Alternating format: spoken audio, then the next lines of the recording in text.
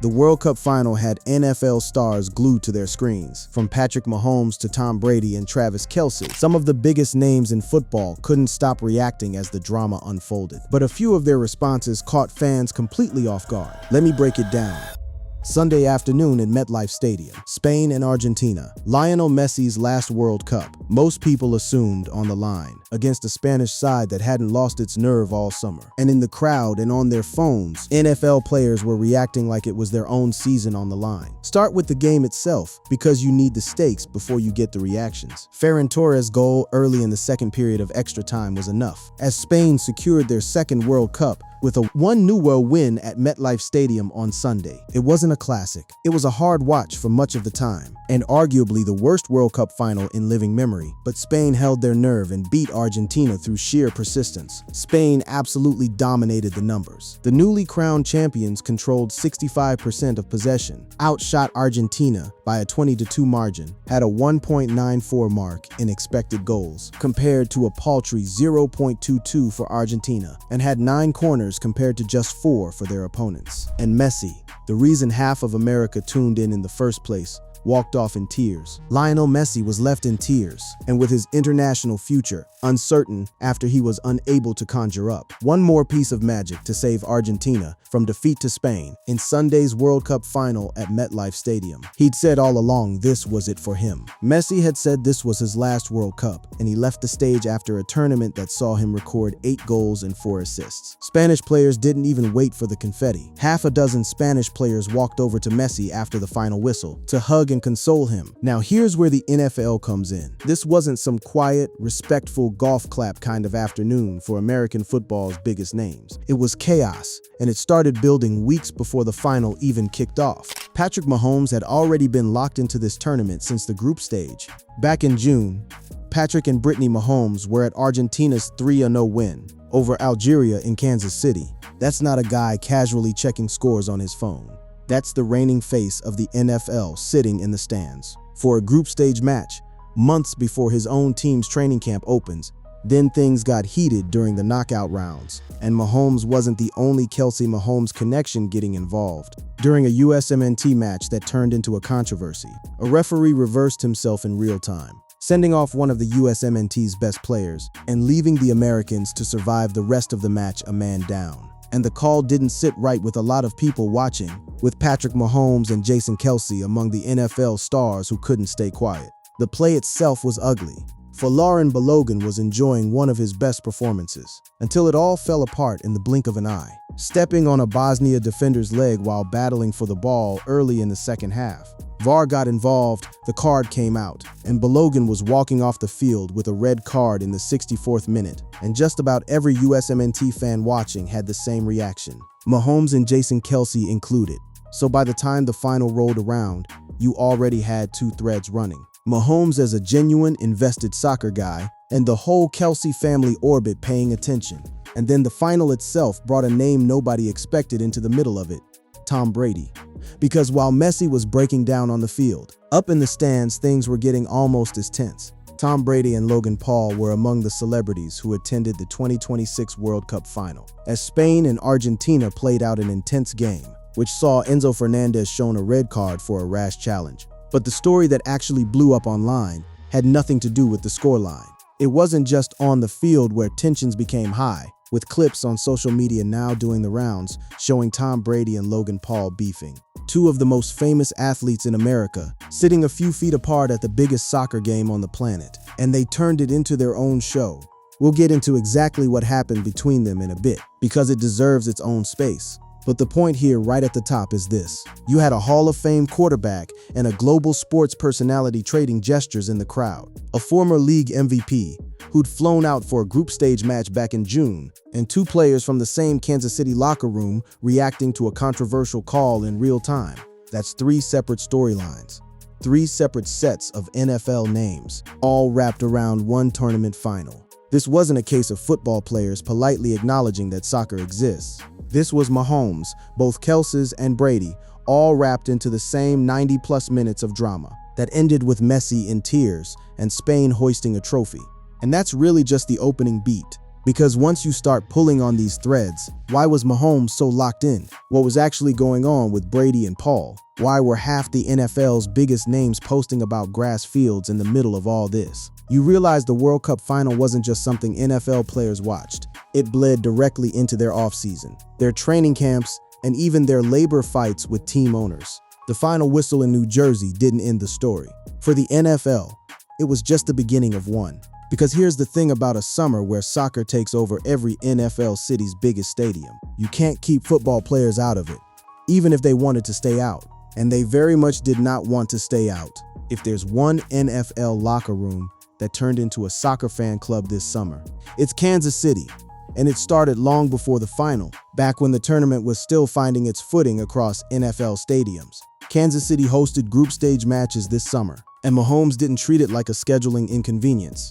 He treated it like an event. That night in June, when Patrick and Brittany Mahomes were at Argentina's 3-0 win over Algeria in Kansas City, it wasn't a quiet outing. It got memorialized. The Chiefs' off-season photo package included a shot of Madison Square Garden after Travis Kelce and Taylor Swift got married there, right alongside the shot of Patrick and Brittany at that Argentina match, alongside new signings working out, engagements, and new babies. In other words, in the eyes of the Chiefs organization, Mahomes at the World Cup was officially part of the story of their offseason. Not a side note, a headline moment. Same tier as a wedding at Madison Square Garden. That's worth sitting with for a second. Mahomes isn't a guy who dabbles. He's a quarterback famous for his obsessive preparation, his golf habit, his competitive streak in literally anything with a scoreboard. And this summer, that competitive itch pointed straight at soccer. Which brings us to training camp and the guy at the center of the other half of that Chiefs off-season photo, Travis Kelce. Just weeks after marrying Taylor Swift, Kelce was already back on the field. Kelce, 36, was seen returning to training in Florida on Thursday, July 16, less than 2 weeks after he married Taylor Swift. Mahomes, meanwhile, was already talking him up publicly, using language that sounded a lot like a quarterback trying to squeeze one more great season out of his favorite target. As Mahomes gears up to play his 10th season in Kansas City with Kelce, he reflected on what makes his tight end special, pointing to the physical gifts, the size, the speed, the elusiveness to go out there and catch the football. But Mahomes didn't stop at the physical stuff. He went further, talking about why teammates gravitate toward Kelce. Mahomes said that what makes Kelce who he is the leader and the person that he is. That when you have one of the best football players on your team being that selfless, it motivates everybody else to be great. And that every teammate you ask will say Kelce is their favorite teammate because of who he is as a person. That kind of praise, dropped right as camp opens, tells you Mahomes wasn't distracted by a summer of soccer. If anything, it energized him. He was talking about his own mentality heading into another year, with the same intensity he brought to talking about the World Cup. Mahomes explained that he always has a win-now mentality, because you never know when it's going to be your last chance, your last game, or the best team you've ever played on.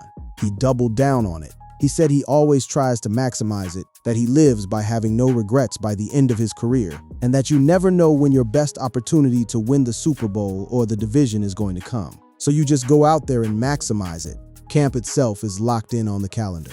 The Chiefs officially opened training camp on July 29 at Missouri Western State University in St. Joseph, Missouri. So this entire stretch, the World Cup final, Kelce's return to the field, Mahomes hyping up his tight end, all of it happened in the same tight window, days apart, for a locker room that's used to being the center of the football universe every February. Spending part of its summer wrapped up in a soccer tournament is a genuinely different look. And it wasn't just good vibes and warm quotes. Remember that controversial red card during the USMNT match? That's where Jason Kelce comes back into this. He and Mahomes weren't watching that game from some neutral, disinterested place. They reacted like fans who'd been burned by a bad whistle in their own sport. Patrick Mahomes and Jason Kelce were among the NFL stars who couldn't stay quiet when that red card decision flipped a match on its head. That's two guys from two different corners of the Kelce-Mahomes universe. One an active quarterback gearing up for his 10th season, the other a retired center turned media personality, both unable to just let a bad soccer call go. It's the same instinct that makes NFL players furious about a phantom holding penalty on third down. Turns out that instinct travels. So by the time the final actually kicked off at MetLife, you already had a Kansas City locker room fully invested. One guy who'd flown to a group match, another gearing up to catch passes for a 10th season, while getting glowing reviews from his quarterback, and a third, retired but still very online, yelling about a red card. The Chiefs' summer wasn't just about training camp prep. It had a World Cup subplot running the entire time, and it set the stage for exactly the kind of chaos that would show up in the stands on final day. Chaos that, as it turns out, had nothing to do with soccer at all. Once Tom Brady and Logan Paul got involved, here's the part of the final that had nothing to do with the scoreline, and somehow ended up being one of the most talked about moments of the entire day. Tom Brady wasn't at MetLife Stadium as a neutral face in the crowd. He was there as one of the most recognizable athletes alive, sitting in premium seats at the single biggest sporting event of the summer. And so was Logan Paul, former internet personality turned full-time WWE performer, a guy who's built an entire second career on confrontation and spectacle. Put those two in close proximity during a tense, dramatic final, and you've basically built the conditions for a moment to happen. And it happened. It wasn't just on the field where tensions became high, with clips on social media now doing the rounds showing Tom Brady and Logan Paul beefing. This wasn't subtle. It wasn't a side eye or a cold shoulder. In the video, Paul and Brady were in the stands near each other, with the former NFL star and current WWE wrestler spotted putting their middle fingers up at one another.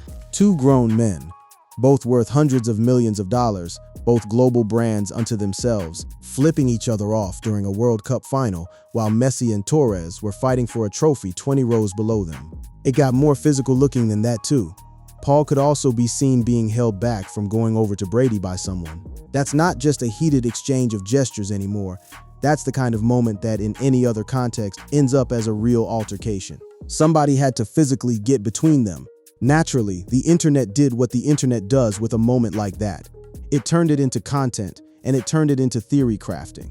The interaction has since garnered much attention online, with some speculating that it could lead to some sort of appearance in WWE in the future. That's not a small leap given who's involved. Logan Paul isn't some random athlete who happened to get into it with Brady. He's a full-time performer for the biggest wrestling company on the planet. And Brady has flirted with crossover appearances and stunts across multiple sports and entertainment properties for years. The fan reaction leaned hard into the theory that this whole thing had been building toward exactly that kind of crossover moment. One fan summed up the mood pretty bluntly, writing that everyone already understood what this was building toward: a WrestleMania angle, with Brady eventually stepping into a guest appearance. Whether or not that was ever the plan going in, the optics did all the work. Two guys flipping each other off in the stands, one of them getting physically restrained at the most watched sporting event of the year. That's not something that fades quietly. And the timing lines up in a way that makes the speculation harder to dismiss. It remains to be seen how Brady and Paul will pay this off, but the signs do point towards the former NFL man making an appearance in WWE. Although after picking up an injury in February, Paul is yet to make his return to the ring, so he may not be back for the next premium live event on the calendar. The natural landing spot, according to the speculation swirling around the moment, is something bigger down the line. Instead, it would not be surprising if we saw the pair face off in some way at WrestleMania 43 next year. Step back and think about what this actually represents. This is a retired NFL quarterback, arguably the most accomplished player in the history of the sport, getting into a public, borderline physical confrontation with a wrestling star at a World Cup final in full view of cameras and thousands of fans. It's not a football story in the traditional sense. There's no scoreline involved, no playbook, no snap count, but it is an NFL reaction to the World Cup final in the truest sense of the phrase, because Brady's presence at that game, his stake in the moment, his willingness to escalate a beef in the stands rather than just enjoy the match, tells you these players weren't there as passive tourists. They were there fully switched on, ready to be part of the show as much as watch it. And that's really the through line connecting everything from Mahomes at the group stage to Brady in the stands during the final. NFL stars didn't treat this tournament as background noise to their offseason. They treated it as an event worth showing up for, reacting to, and in Brady's case, nearly getting into it over. Whatever happens next with Brady and Paul, whether it's a wrestling angle, a quiet cool down, or just a moment that gets referenced in highlight reels for years, it cemented one thing. The NFL's biggest name from the 2000s and 2010s was every bit as locked into this World Cup final as the guys still active on Sunday rosters. But the reactions weren't just personal or dramatic. Some of them turned into something with actual stakes for the league itself. And that's where the story gets a lot bigger than one beef in the stands. While Brady and Paul were making headlines for their stare down, a much bigger fight was brewing among NFL players. And this one wasn't personal. This one was about the actual field they play on. Here's the setup. FIFA doesn't play its matches on artificial turf. It wanted grass, and it got grass. MetLife Stadium is among the venues that replaced its artificial turf with grass for the FIFA World Cup games, hosted by NFL stadiums this summer. That wasn't a one-stadium fix either. 7 NFL venues, including MetLife Stadium in New Jersey, the site of the 2026 FIFA World Cup final between Spain and Argentina, had replaced the synthetic turf on their fields with natural grass just for the duration of the tournament. FIFA didn't ask nicely either. FIFA did demand that all 11 stadiums hosting World Cup matches have natural grass fields, and the NFL stadiums did respond without much protest. So think about what that means for the players who actually use those stadiums every single week during the NFL season. For months, they watched their own home turf get ripped up and replaced with real grass. Not for them, but for a soccer tournament. And once the final whistle blew on that final, those fields were scheduled to go right back to being turf. 7 of those stadiums traditionally use synthetic turf as their primary playing surface for NFL games and will return to that when the tournament concludes. That timing is what set off the reaction. Right as the tournament wound down to its final weekend, NFL players didn't let the moment pass quietly. Ahead of Sunday's FIFA World Cup final at MetLife Stadium, dozens of NFL players, including Chicago Bears quarterback Caleb Williams and Washington Commanders offensive tackle Laramie Tunsil, took to social media Friday with the hashtag #WorthTheCost to express their desire for permanent grass playing surfaces. The logic was blunt and impossible to argue against on its face. Tunsil put it plainly, writing that if stadiums can make grass work for the World Cup, they can make it work for NFL players, adding that they're worth the cost. He wasn't alone.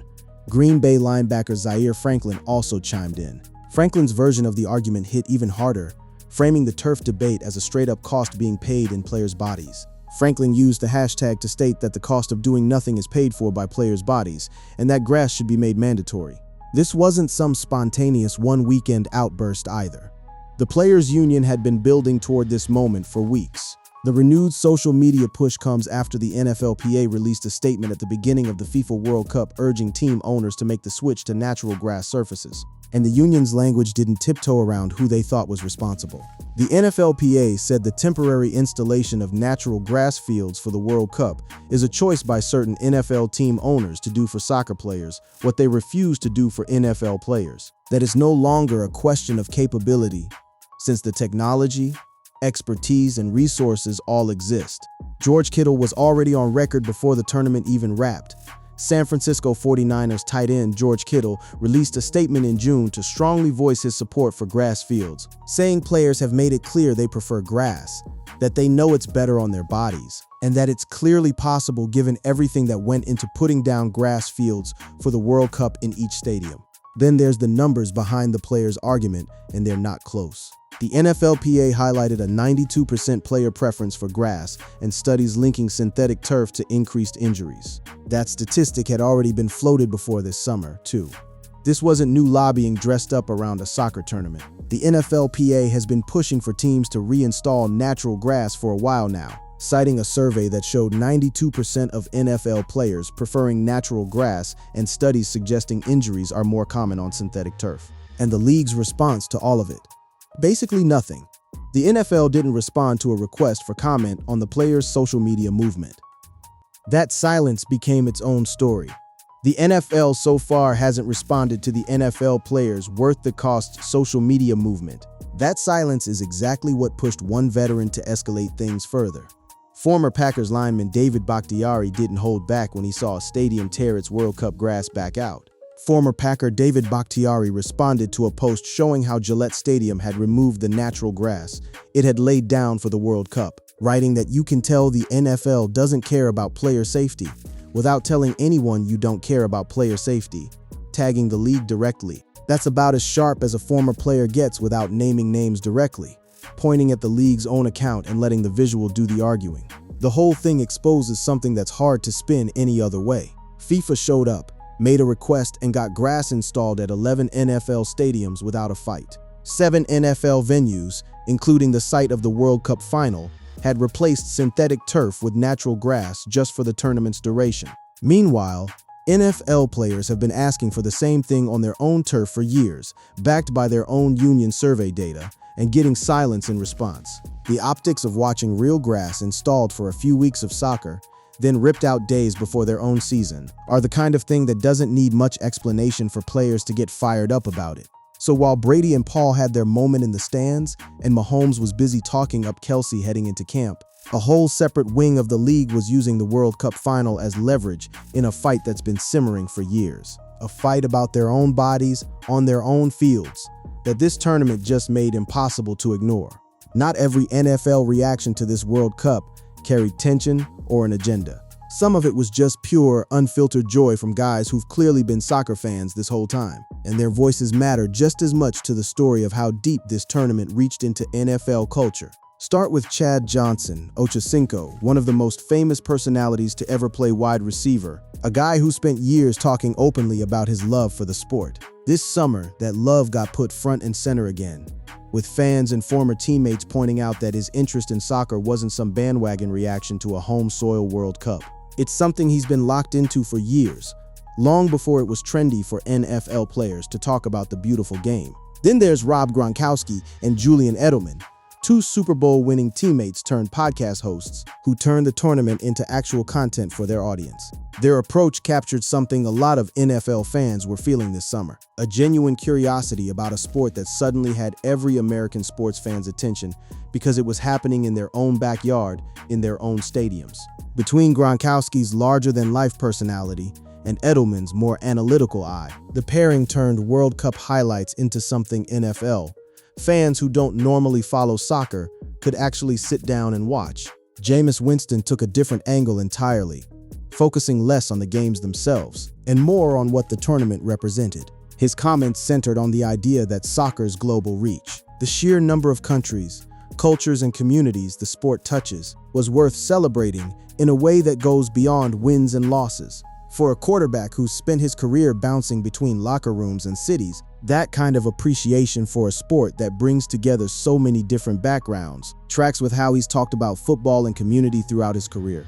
And Tom Brady, away from the stands and the Logan Paul situation entirely, weighed in on why this tournament mattered, beyond just entertainment. His comments touched on what hosting a World Cup on American soil could mean for the sport's growth here, specifically pointing to what it could do for youth participation, for kids growing up watching a global final happen in stadiums they recognize from their own NFL Sundays. That's a different kind of reaction than a stare down in the stands, but it's just as telling about how seriously these guys were taking the tournament. Now, back to the game that actually kicked all of this off, because the story doesn't end at the final whistle. Messi's night ended in tears, but it didn't end quietly. After leading Argentina to victory in the 2022 final against France, Messi could only bow his head, grimace, and put his hands on his hips as Spain's Lamine Yamal ran to embrace Torres after the winning goal. The symbolism of that moment, a teenager celebrating while a legend absorbed the loss, is the kind of image that sticks around regardless of which sport you follow. Messi's own words afterward carried the weight of a career possibly closing out. He didn't dodge the result. Messi told reporters he felt sad but was aware they'd played their hearts out, adding that Spain was better, to be honest, that Argentina lost the game and accepted that. He didn't let the loss erase what came before it, either. He said that didn't mean they'd forget everything they'd done so far, and that he wanted to thank his people, his players, and his country. The numbers on his final World Cup run are staggering regardless of the result. If this is the end of the line for Messi's World Cup career, he ends it with 21 combined goals and 12 assists across 6 World Cup tournaments spanning 2006 through 2026. And this tournament alone was a monster showing on its own. He recorded 8 goals and 4 assists across the tournament, numbers that would define a career for most players, let alone cap one off. Spain's celebration, meanwhile, cemented something bigger than just a trophy. Spain is now the world's soccer power, the first nation to hold the men's and women's titles at the same time. That's the kind of historical marker that gets referenced for decades, right alongside whatever Brady and Paul end up doing about their standoff. Whatever the NFL decides about grass fields heading into next season, And whatever Mahomes and Kelsey do with what might be one more run together in Kansas City, none of these threads have fully closed. Messi hasn't made anything official about retirement. The door is still technically open. However unlikely a comeback might be given his age by the next tournament. The NFL still hasn't responded to its own players' grass field campaign, and nobody knows exactly what Brady and Paul are planning to do about the moment that got caught on camera in the stands. What's certain is that for one Sunday in New Jersey, and for the weeks leading up to it, the NFL's biggest names weren't just watching the World Cup from a distance. They were in it, cheering, arguing, posting, and in at least one case, nearly coming to blows over it. Whatever happens next with any of these guys, that summer belonged just as much to them as it did to Spain, to Argentina, and to Messi himself.